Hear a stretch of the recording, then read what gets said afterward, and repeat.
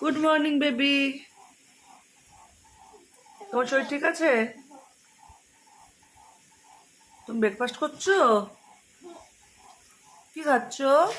এটা এটা কি? তুমি একা একা খাচ্ছো? এদিকে তাকাও। হুম, কখন উঠেছো ঘুম থেকে?